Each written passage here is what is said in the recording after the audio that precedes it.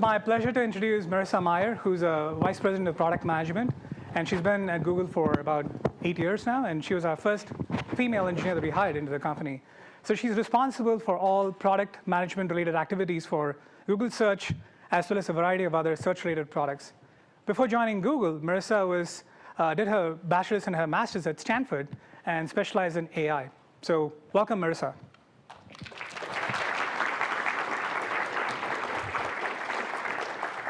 Hi. Today is actually my 8th anniversary to the day at Google, and I guess it's fitting, given that I remember working every Saturday of that first summer that I'm here on a Saturday.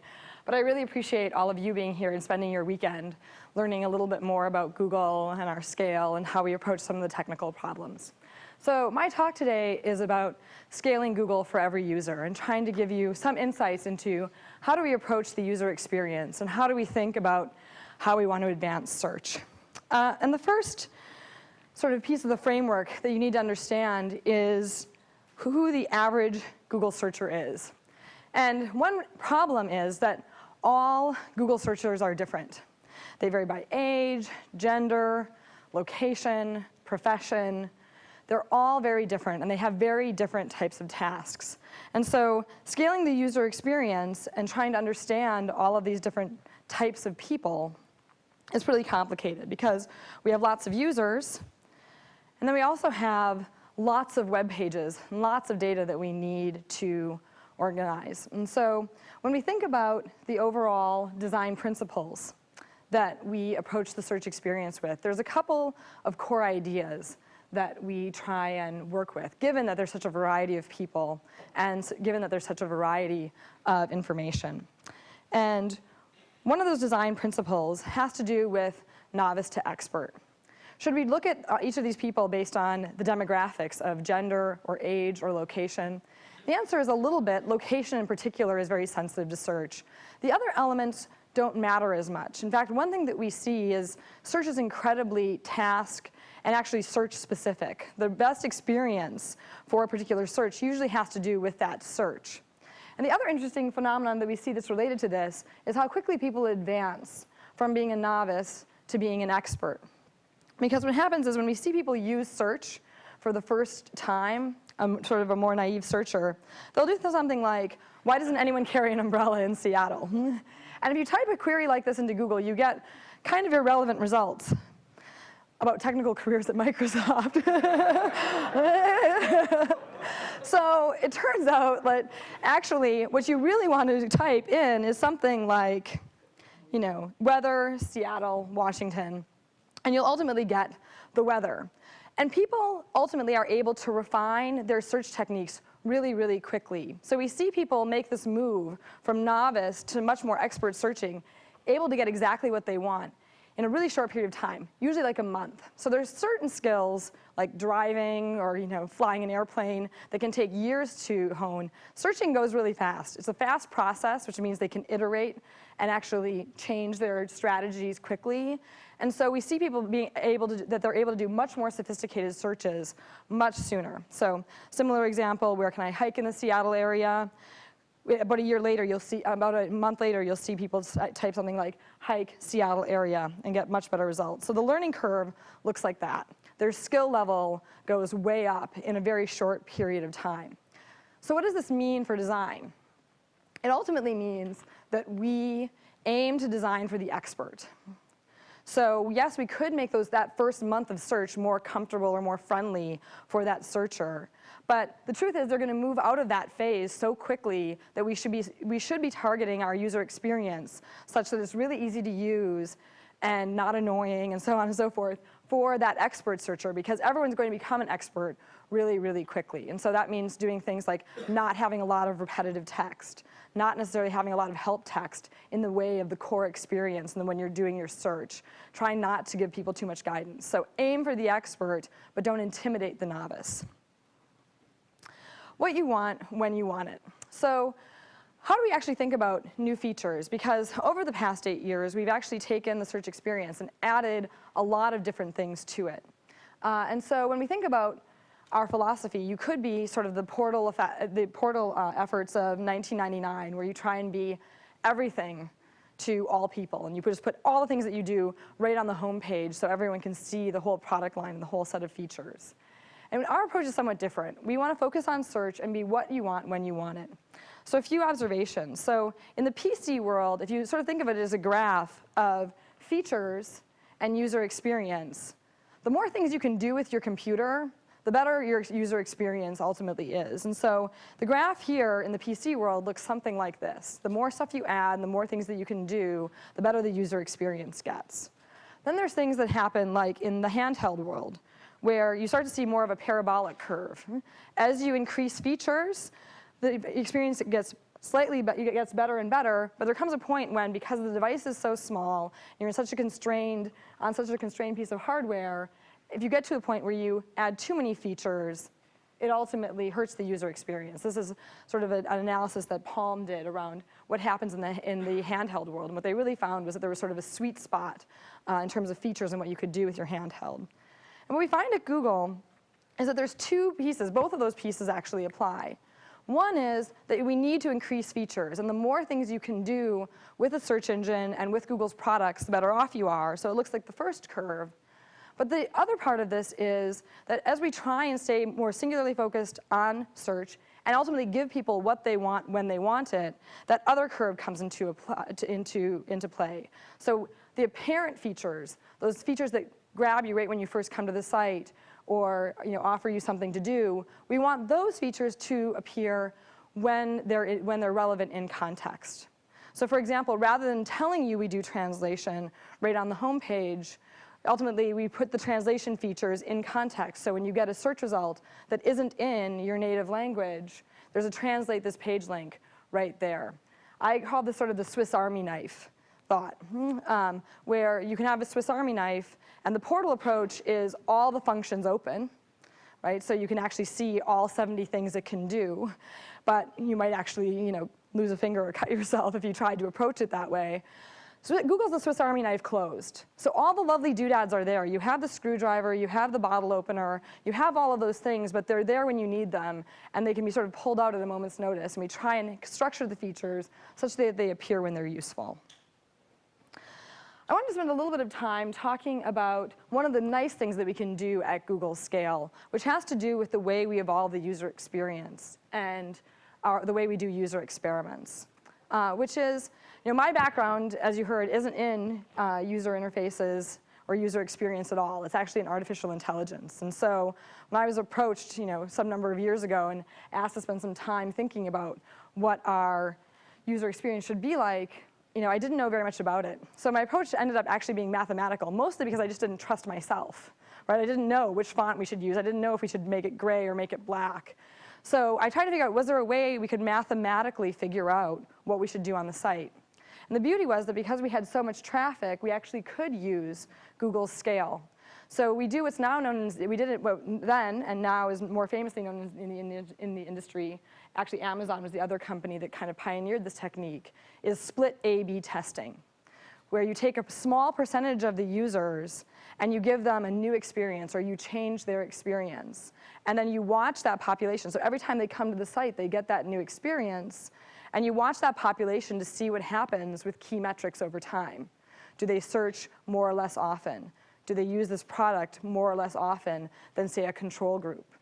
And it's nice because you can actually find statistically significant differences, even in things as small as color, let alone layout and user flows. And by doing these kinds of user experiments, you can actually figure out mathematically what the right user experience is. There's no more fighting on the design teams of should it be this green or that green, or should it be laid out like this or that. We can just put both of them on the site, run them both in an experiment on a small percentage of users, and then ultimately decide which way we should expand it to 100%. So from that basis, I wanted to show you one of the more interesting experiments that we did, which was one of the first ones. And it had to do with the number of results. So when we first started putting together Google, and this is sort of a shortened and abbreviated result page, we just picked 10 results because that's what Alta Vista did. Right? When you're a startup, you just sort of have to do the expedient thing and ultimately just go with something as sort of a starting point. So we picked 10 results, but at the time, Yahoo was doing 20 results. And I remember Sergey and Larry came to us and they said, should we be running 20 results by default? Should we give people 25 or 30? And so we do two different types of techniques to answer these questions. We do the user studies, where we actually talk to users, probably in numbers of like 5 or 10. Then we also can do percentage experiments. So when you go into the user studies and ask users, should we give you 20 results by default? They say, sure. 25, great. 30, even better, best of all. And so we thought, okay, well, it's clear we probably should give users more results because they'll be able to find what they're looking for more easily if we actually give them more. So we went ahead and we gave them more results. We ran 3 different experiments, one with 20 as the default number of results, one with 25, and one with 30. So we sort of lengthened the result page. And with the sort of more is better philosophy, right? Like the more results we give them, the better chance they have of finding what they're looking for, the better off we are. And in terms of Google searches over time, we saw things plummet. It was actually the worst experiment we've done to date. Within 6 weeks, we had lost 25% of our searches on the 30 result group. And actually, and for the median group, the 20 results, we had actually lost 20% of searches. So we ultimately saw this huge drop in searches, which makes you wonder, why? Why would we lose all of these searches? Because is it the idea that, are they so much more overwhelmed with all this additional information that they don't know what to do and they're ultimately driven to search less? That's a hypothesis, sort of the paradox of choice. But that doesn't explain why people would start doing 1 out of 4 searches less in a 6-week period. And so then we considered other things, like, well, maybe it's because we actually count the next button as a search, and so people are pressing next less, right? So ultimately they have to do less searches because they have to go to the next page less. But it turns out almost no one actually presses the next button on Google. So when we did the analysis of first page searches alone, well, the drop was slightly smaller. It still was really significant. And when you actually, so we were sitting there puzzling over this, and we finally ran a regression test over the logs. We have sort of 15 fields, the cookies, the IP addresses, all of these different things, to try and figure out, was there some field there that varied dramatically, meaning it wasn't a valid control. There was something changing outside of the number of results. And there was. The issue is that in our control 10 results, it takes us about 0.4 seconds to find those and return those to the user. And obviously, when we went to get more results, it took a lot longer. In the average experimental group, it was taking about 0.9 seconds. So it really came down to latency. It's one of these things where they say that perceived behavior is different than observed behavior in psychology. So what the people perceived about themselves, the fact that they would be happier getting more results, was different than their actual behavior and their observed behavior, which is that they were leaving the site in droves. And the difference was that while they wanted more results, the fact that they had to wait an additional half a second to get those results really wasn't worth the trade-off. And what we learned here is that latency and improving our latency is really, really important. So this shows you sort of how we've evolved the user experience and the type of tests we do to try and understand everything from number of results to the structure of the result page and so on and so forth.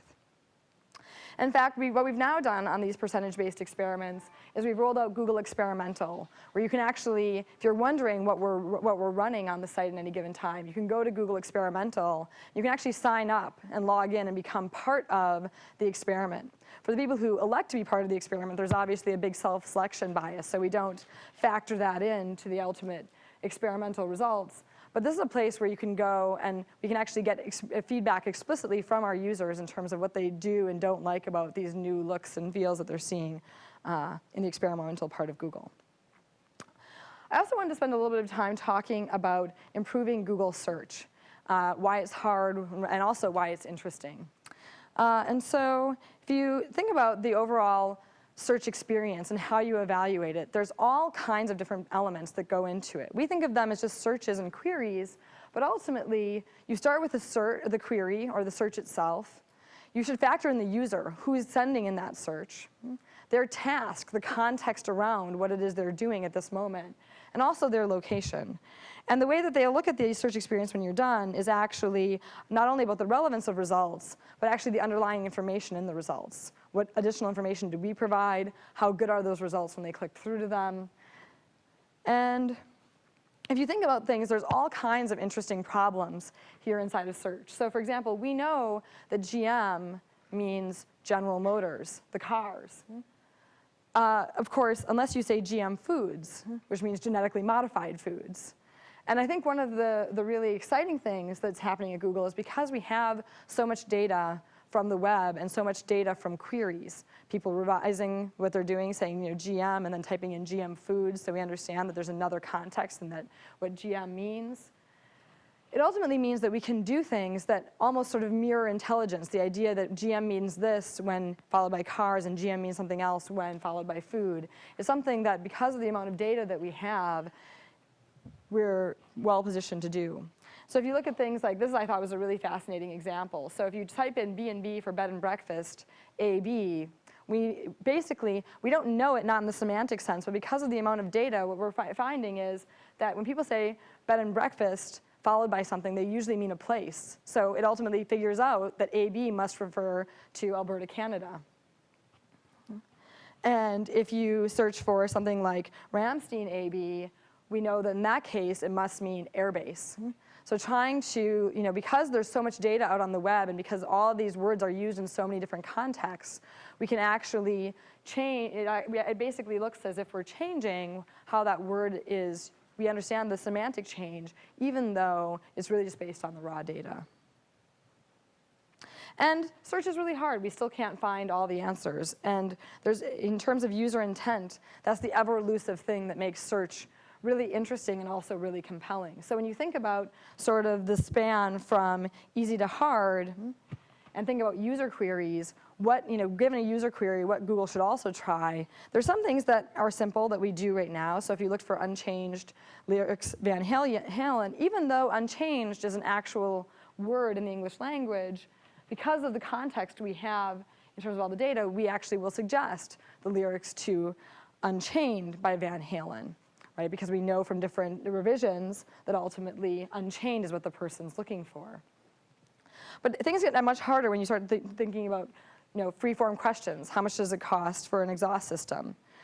And we ultimately should really be doing a query like cost of an exhaust system. And then, of course, as we go down the spectrum to harder, there's things like overhead view of Bellagio pool. How will we ultimately build the understanding? This is some of these uncharted territories that overhead view really means a picture, that which you should really search for is Bellagio pool pictures, and again, you'll get the right result. And then F-15 launched from a submarine, but you actually are looking for a submarine launch.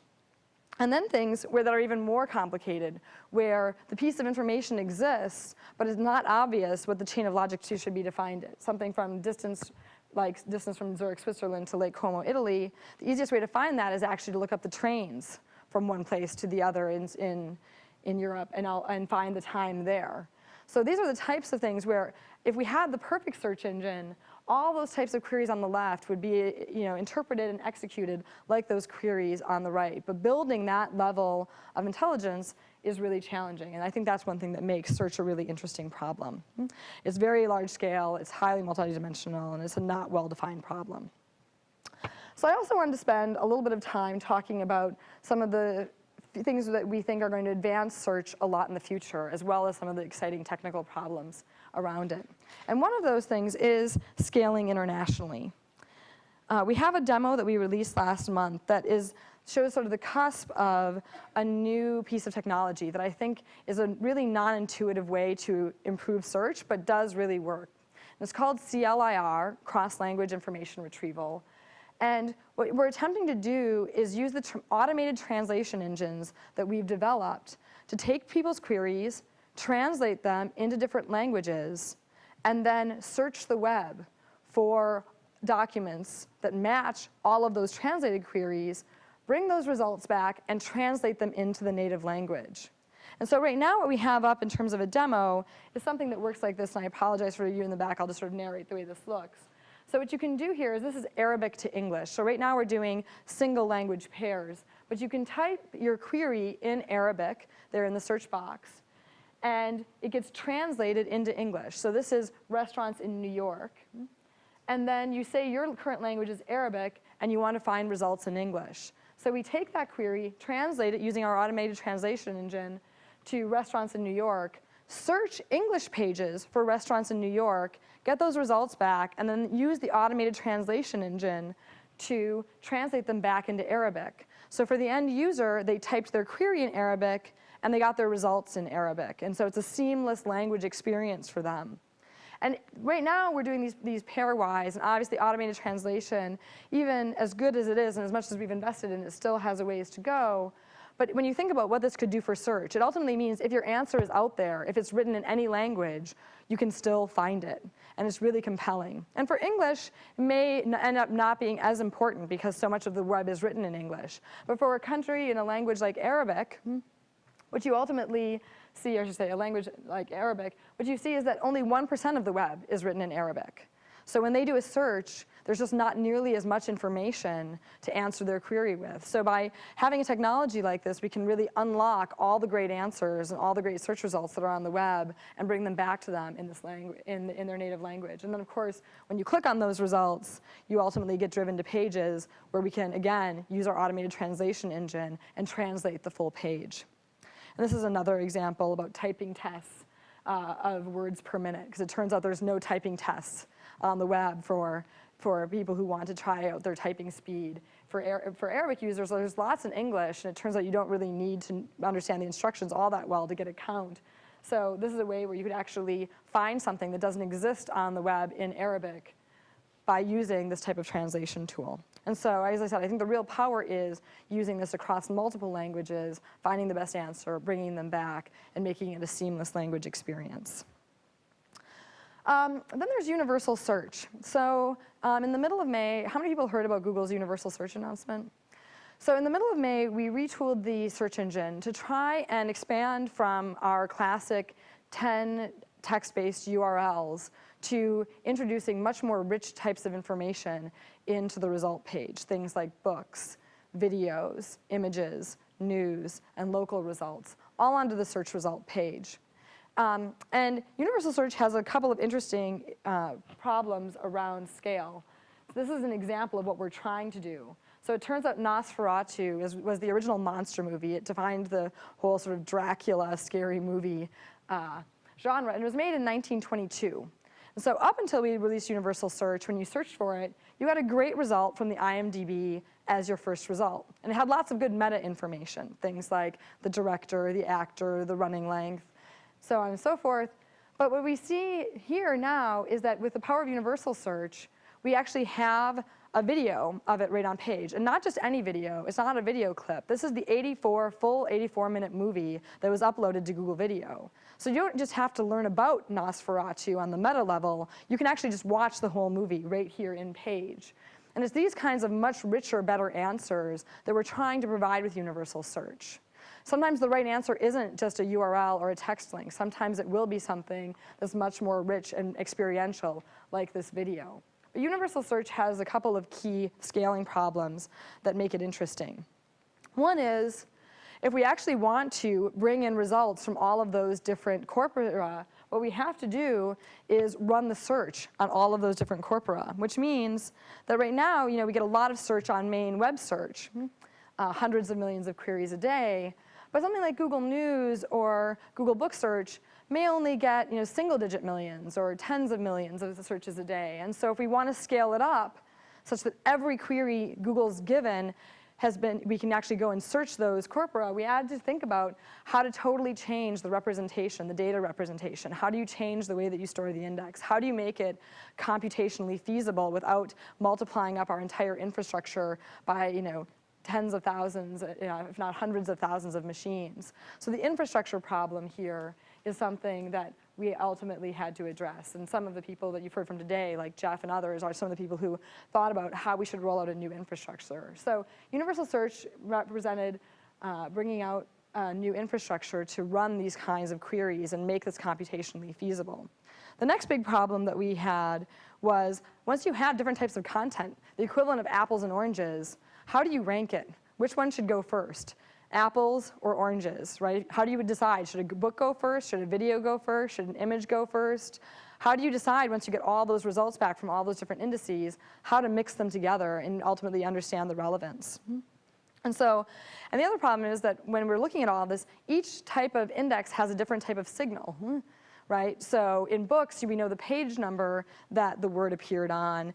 On the web, we have much richer things like link structure, the bolding, the italics. There's all kinds of different signals. And so when you try and sort this out, it turns out the scoring functions aren't that interesting. It's as if you were going to say, what should we put first, apples or oranges? In terms of US consumption, turns out you'd want to put oranges first, so 80 pounds of oranges per person versus about 50 pounds of oranges get consumed per person per year. But if you look at something like fresh, how much fresh stuff gets consumed, it turns out many more fresh apples get consumed than fresh oranges.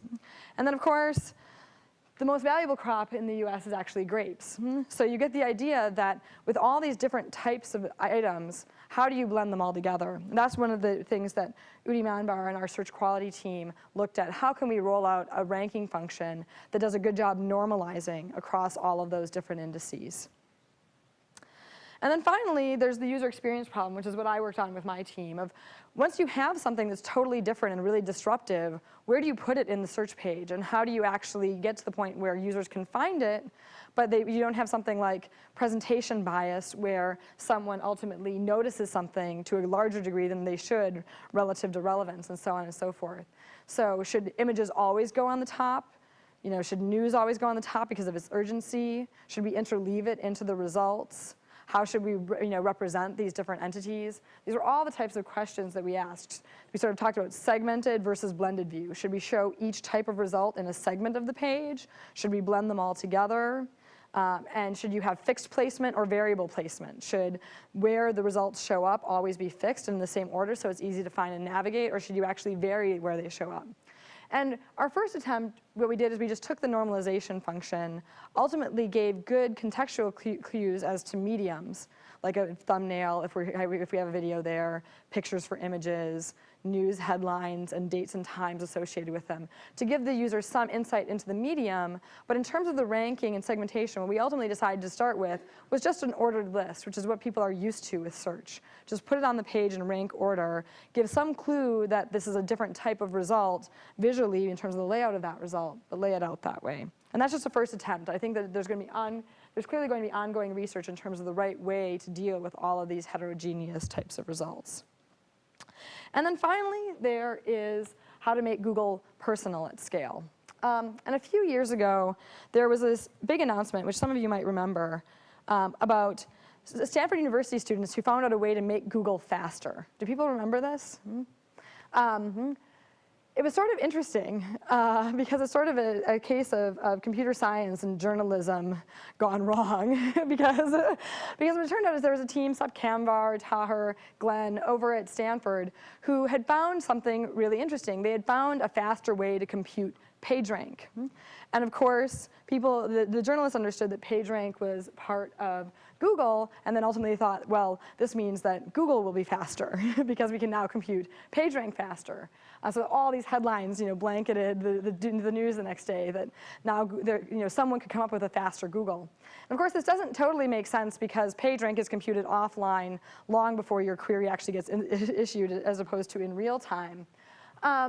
But there was something interesting here. We ultimately ended up they formed a small company, and we ended up acquiring them. The idea was that what they had found is if you made a component to a component structure of the web where you grouped things and sorted them by host, by looking at just the connections between the components, you could actually do a computation of PageRank, looking at the link structures across those components, that was far more efficient. And frankly, we hadn't been worried that much about making PageRank very efficient. It runs across hundreds of computers, and it takes about a day to converge using different mathematical approximation methods. But it was interesting to think about making PageRank much faster to compute, because while PageRank would still be computed offline, it could, for example, allow us to compute multiple PageRanks. So it turns out the PageRank function itself, our measure of importance, is very sensitive to the seeds in the equation. So depending on how you start the PageRank, how you see the PageRank algorithm, you ultimately get very different types of answers in terms of importance. So what this would allow us to do is do something like compute a PageRank per country. So for example, we could seed PageRank with all kinds of different URLs from, say, the UK, and compute a UK-specific PageRank, which might help us get more relevance there. But even more intriguing, we could actually look at pages people visit and use and click on the web and compute a personal PageRank for each person. So we could actually create a personalized search engine. And ultimately, that's really the advance of what Sep and Tahir and Glenn were working towards. And so we brought them on board at Google, and they developed our personalized search engine where you can sign up for it. It keeps track of, and the search history, it keeps track of your overall queries and where you click in the results. And then using that, they ultimately compute a vector over the web whereby which we re-rank your results in line with this type of PageRank computation. So you actually end up with sort of a personalized sense of what's important to you when you use the results. Other interesting things that we're doing in personalization that sort of veer far from search but are still related are things like our iGoogle page. So this is our personalized homepage that we offer on Google. And I think there's a couple of interesting technical things here in terms of what's happening, both technically and in terms of strategy. One is that this is an open platform. So these little modules down here on the bottom are called gadgets. And we have developers all over the world working with our API and now a wizard called the Gadget Maker to create these gadgets. And it's really interesting to see what people create. People will create slideshows, you can do games, weather, news, and this has been our fastest growing product. It's on a relative basis, its scale and growth is comparable to YouTube. People are really responding to having this kind of personalized content on their homepage and this type of rich functionality. But from a developer standpoint, there's all kinds of interesting things happening here. So for example, there's one teenager who's 17 in Arkansas named Caleb, who's our #1 gadget developer. And he basically made a bunch of gadgets that are super useful for high school students, like periodic tables. And so if you're a high school student, what you really want on your homepage is a periodic table. And it turns out that Caleb, in aggregate across the 10 or 12 different gadgets he's created, actually gets 30 million page views a month.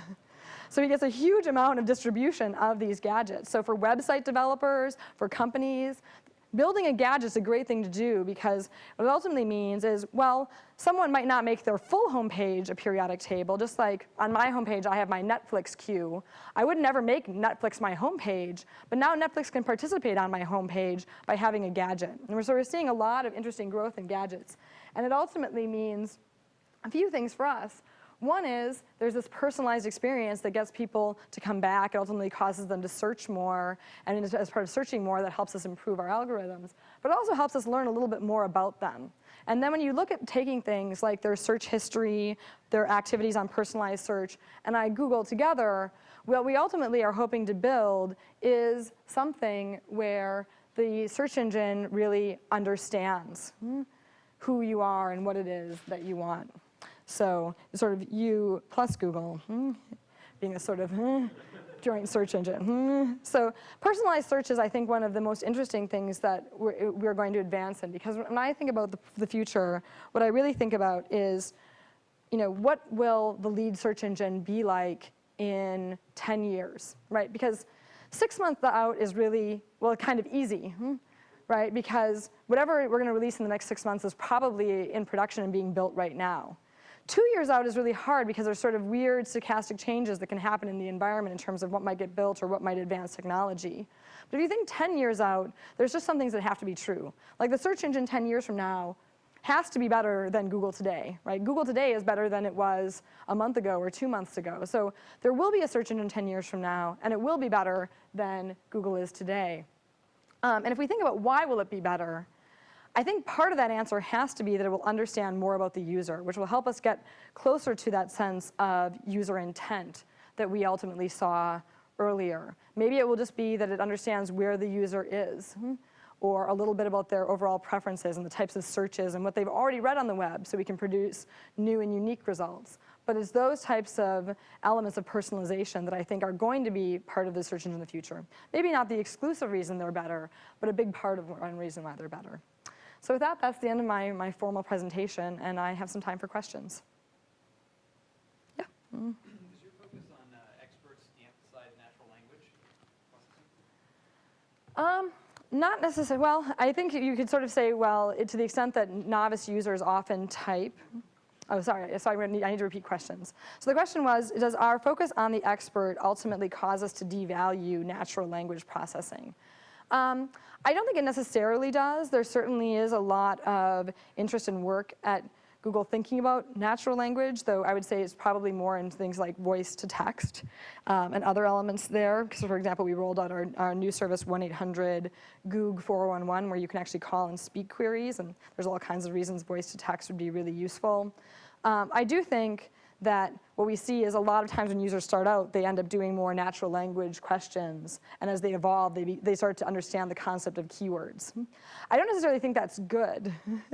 That's one thing that ultimately makes the search better, but my view is that searchers should be able to express themselves the way they feel comfortable, as opposed to conforming to our approach. So the fact that our approach is so keyword-based, that they ultimately need to learn to be keyword-based, is sort of a minus, right?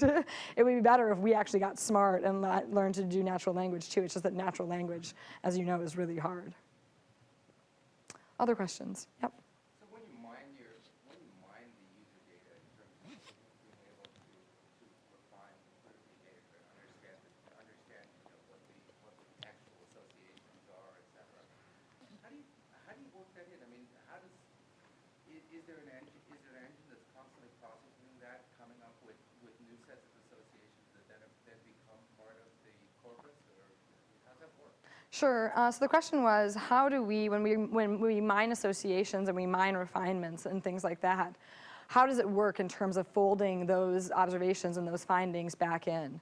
And the answer is we have, as you can imagine, a lot of data coming into Google at any given time, from the crawl to queries, so on and so forth. So there's all kinds of ways that we process that data. Most of it happens offline and then gets uploaded in either nightly or hourly builds of data. So for things like personalized search, we do a computation that I think runs about twice daily that folds in the latest elements of your search history into your personal profile. So there are things like that. So there's constantly offline processing running, and they happen at different periodicity depending on the product. Yep. How well is universal search going? I mean, you said the Google is doing really well, but how well is the other? Well, sure. So the nice thing about universal search is we actually replaced the main engine. so I think the answer is universal search is going as well as Google search is going. And so things are going pretty well. We always see a little, we always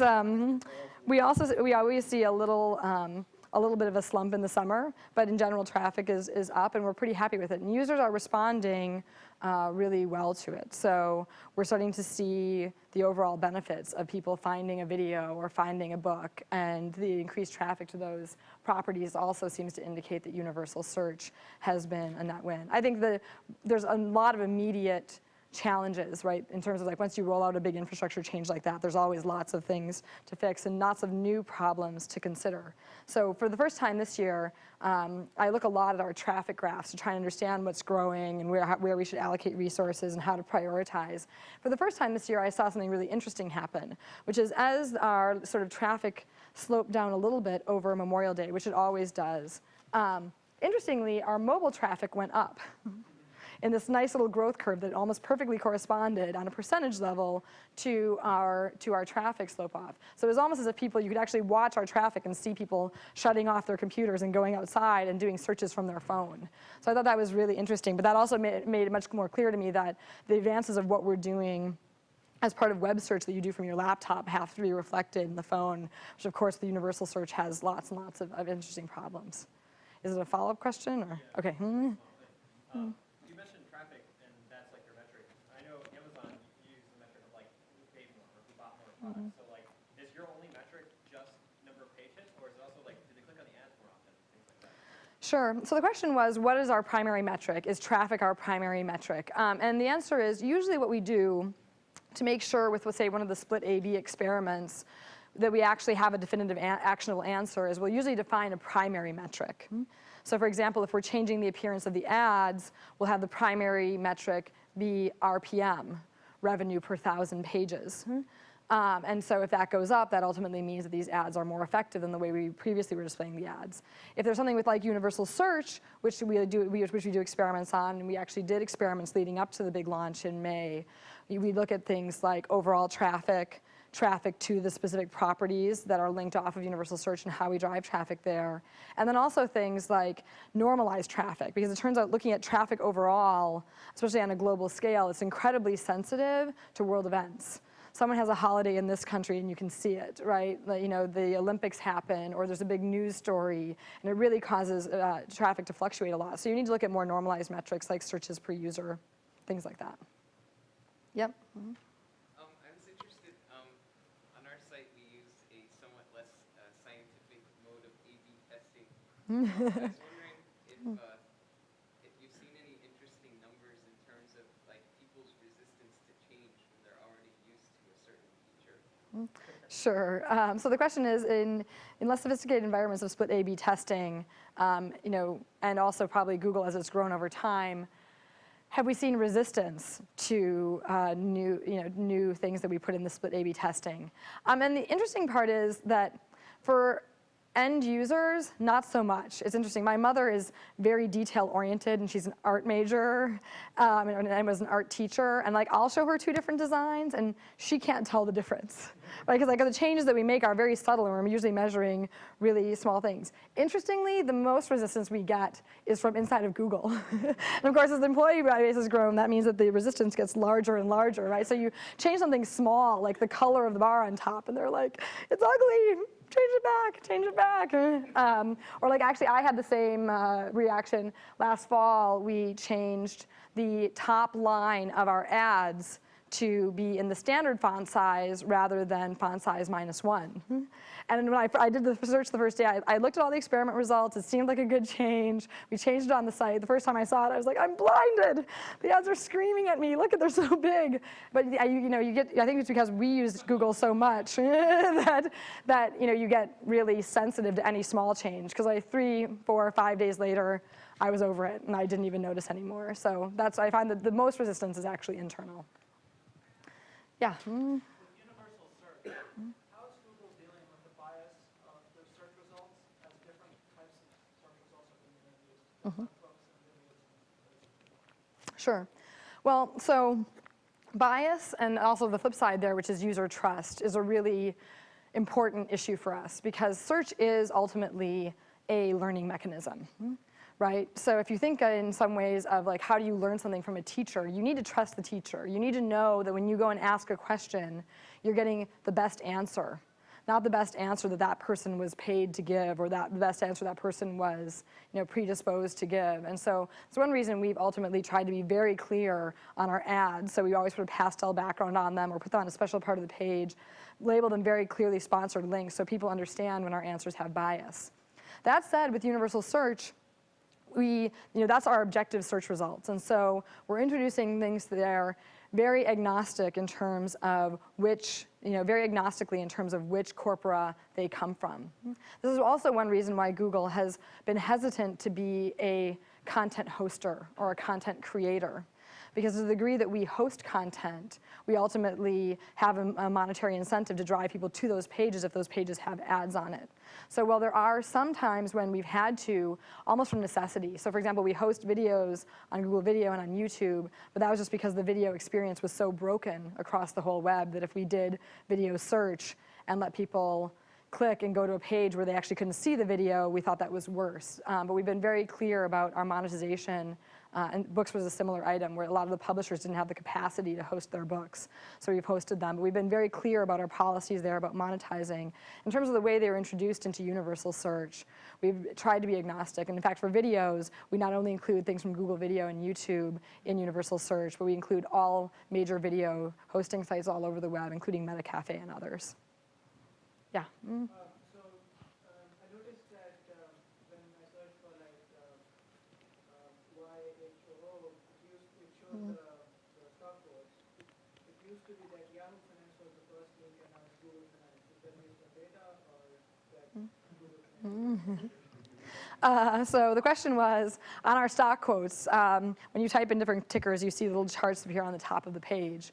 And we used to have Yahoo first, and now Google is first. And I think the answer was that, I mean, if I recall history correctly, we didn't actually have Google Finance until about a year ago. So up until then, we were actually ordering the links based on various published metrics like ComScore and media metrics. So we had the 5 top finance sites in their order of popularity listed there. So when we rolled out Google Finance, we did put the Google link first.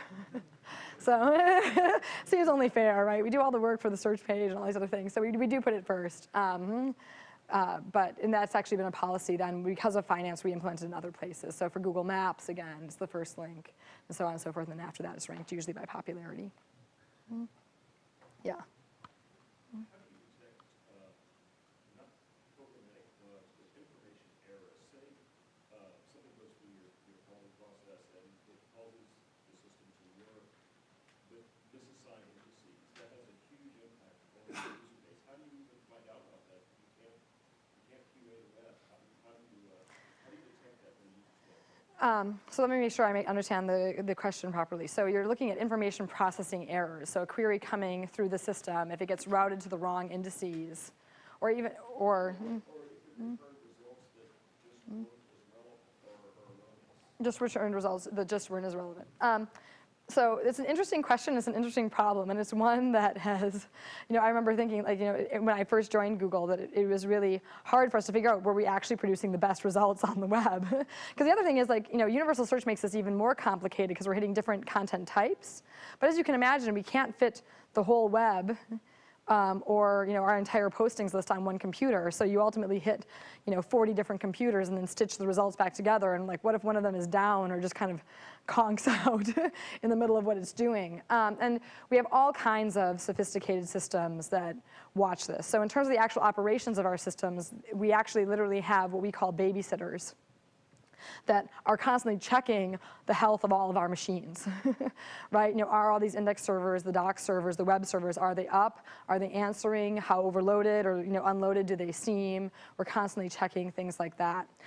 In terms of quality assurance, we actually have a bunch of different ways of looking at this. One is in terms of advancing our quality, as we try and change the signals in our ranking behavior, we have evaluators all over the world, literally several tens of thousands of them that log onto consoles and rank, is this query and is this URL a good answer for this query? So they're constantly helping us understand and get a good benchmark around what is a good result for this. So we know when we roll out a new evaluation function, does it seem better by those hand evaluations? And then, of course, the real-time checks that we have to do with monitoring the system and the way users are responding to it. So for example, given the large number of queries, it turns out that the percentage of time the first result or the first ad is clicked on is pretty stable, right? Because we're just averaging over such a large base. And so if that starts to swing dramatically and we're seeing either less click activity per page or a different distribution, that usually lets us know that something's going wrong. So we have all of those different systems monitored. So those are the types of things that we do to make sure the machines are healthy, make sure any advances that we turn out are actually advances in aggregate based on a benchmark, and then monitoring the systems in real time. Yeah. Recently, you've made some changes to try and catch Google bombs, because I believe Matt Cutts wrote a blog and some user stuff that those were Google's opinions about some of those results. So what's the process for deciding that you're going to hand tune some results? So I'm not aware of hand tuning we did with Google bombs. I know that we have actually looked at automated processes to try and find Google bombs. Google bombs are hard to find. So are you all familiar with Google bombs and how they work? No? Okay. So what happens with Google bombs is someone basically tries to own and or embarrass a particular query or entity. So for example, if you take two common words that don't occur frequently together on the web, like the word miserable and the word failure. They both occur a lot on the web. They don't occur together a lot. And so what someone will do is they'll say, hey, let's make miserable failure mean something on Google. And they put up a big blog post and say, why don't we all link to this page about George W. Bush? And so everybody put a link on your page and link to this page. And then it'll be really funny because on Google you'll type in miserable failure and this page will come up. And so that's sort of the spirit behind Google Bombs, and that's how they work. And it's actually really hard to catch because that linking behavior of a new set of terms appearing on the web and all linking some new place is also the same linking behavior that you see on blogs. Right? So, the OK Go treadmills video appears on YouTube. Have you guys all seen the treadmills? They're great. Anyway, so they're really popular. They got millions of views. Everyone's watching these guys dance around on treadmills to a choreographed dance to the music. And so the same thing happens, right? Everyone says OK Go treadmills and links to that video on YouTube. And that's ultimately what drives the link structure and PageRank and a bunch of other things that make Google work. But the same thing's happening now with miserable failure in a way that really wasn't intended. So it's hard to find, and even when you're looking at snapshots, right? Because one thing we thought was maybe it's temporal. Maybe you can see because all those miserable failure links appear so quickly that that's a sign. But it turns out the blogosphere ultimately means that even finding it temporally is hard. So it's something that we've looked at a lot. We found some techniques that work. We have some techniques that have false positives, and I know we've rolled out some changes to it. Larry Page, our founder, actually makes a very interesting observation about this, though, which is that one of the problems with Google Bombs, and there's been about 4 or 5 very famous ones over time, is that they become famous and they become talked about, right? So everyone's running around talking about miserable failure. So then when you search for miserable failure, actually being able to see the Google Bomb or our explanation of it, because we'll put an explanation of it up on our blog, that's actually the right answer because the people who are typing that are actually looking for evidence around what happened for the, so it becomes a sign of self-fulfilling prophecy or self-referential prophecy that that's really quite strange, but ultimately kind of ends up working out. So, yeah.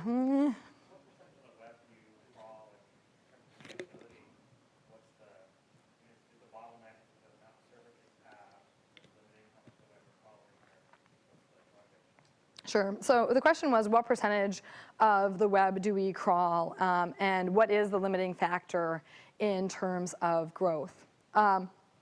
And so let's see. There's a couple of different answers to that. We try and crawl almost everything. There's certainly some types of content that we don't do as well on, things behind, sign-ins, various databases where we try and, what we're doing now with databases is actually allowing people to send us feeds of data to Google Base so they can actually just give us all that attribute data in one sensible way rather than us crawling and infinite looping and getting the same data again and again. So there's some, places where we can't do as well, but we try and get as much of the web as we possibly can. The one issue that we have, or that I see, is that to produce the kind of really precise and relevant results that we have very detailed postings lists, right? We need not only to know that this word occurs on this page, but we need to know where it occurs on the page. Was it in bold? Was it in italics? What was the exact position so later we can do proximity checks for the words? And the postings lists are super detailed, and they actually go into 100, maybe even 150 different facets of a particular postings item. And so as you start going towards tens of billions of pages, well, you want to have really deep information like that on the top few billion pages. The rest of them, you don't want to expend quite as much sort of linear energy on them. And so how can you have an index that's smaller in terms of the postings list and the amount of data that's stored, but still allows you to accurately find results? So if someone types something really obscure and it's not sort of in that top chunk of the web, you kind of fall through to this index that doesn't have quite as much data, still allows you to do the basic search and produce relevant results. But so those are the types of techniques that we've ultimately worked on in terms of, can we have different amounts of information in different indices such that as we scale and get larger, we still have a way of producing a good result, but it may not have the same precision that the top part of the web has. In the back. Mm-hmm.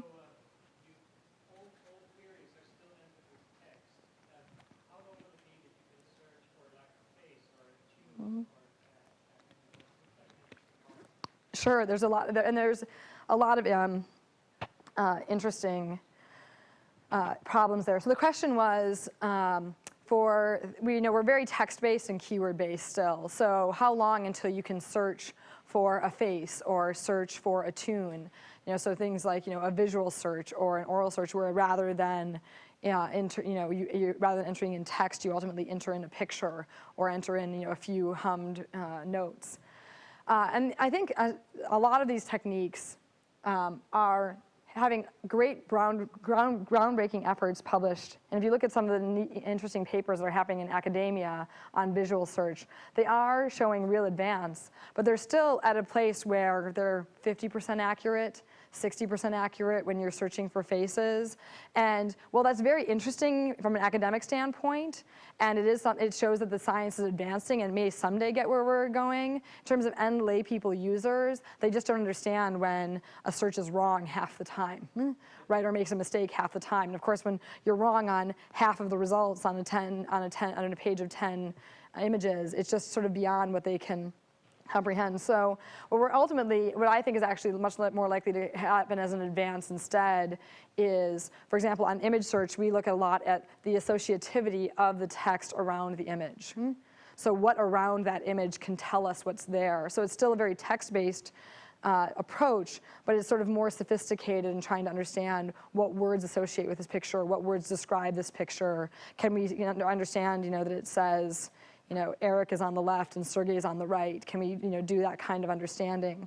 And on video search, I think, again, while those visual means are still coming along, I think it's much more likely that early advances in video search will come from voice to text technology, which in my opinion is much further along, and being able to extract voice out of the video, build a text transcript, and then search over that. So those are just my own personal speculations, but I would guess that the advances in image search and video search over the next 2 to 3 years on what's available to consumers are much more likely to come from text associativity and voice to text advances.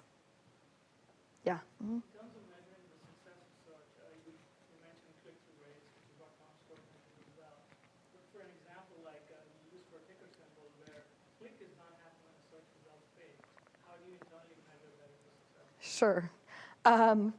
So the question was, for something where you actually embed the information in the page, so for a ticker symbol where we give the stock price right on the page, or for a map where the map is right on the page, how do we measure success?